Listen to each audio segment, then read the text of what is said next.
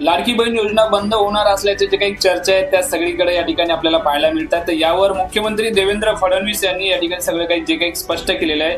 तर महाराष्ट्र सरकारनं मुख्यमंत्री लाडकी बहीण योजना सुरू केली आणि त्यानंतर लाडकी बहीण योजनेअंतर्गत जसं की महिलांना 1500 रुपये या ठिकाणी मिळतात। विधानसभा निवडणुका झाल्यावर त्या ठिकाणी लाडकी बहीण योजना बंद होणार असल्याच्या जे काही चर्चा या ठिकाणी सुरू झाल्या होत्या।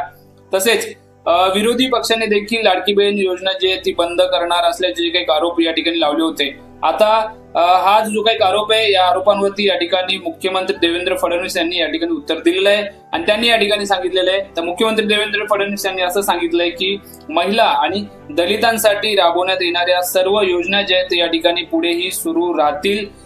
जाहीरनाम्यामध्ये दिलेल्या आश्वासनांबाबतही या ठिकाणी त्यांनी आपले मत मांडले आणि देवेंद्र फडणवीस यांनी सांगितलं की आम्ही लाडकी बहीण योजना आणि इतर जे काही योजना आहेत त्या बंद करणार असल्याच्या जे काही अफवा आहेत त्या सगळ्या अफवा आहेत आणि यावरती कोणी विश्वास ठेवू नये। त्याचबरोबर मला हे स्पष्ट करायचं आहे की महिला आणि दलित लोकांच्या हितासाठी ज्या काही राबवण्यात आलेल्या प्रत्येक योजना ज्या आहेत त्या सुरू राहतील असं देवेंद्र फडणवीस यांनी या ठिकाणी सांगितलं। त्याचबरोबर सध्याच्या योजना व्यतिरिक्त आम्ही आमच्या जाहीरनाम्यात दिलेले सर्व जे काही आश्वासन या ठिकाणी पूर्ण करू असंही या ठिकाणी देवेंद्र फडणवीस हे म्हटले।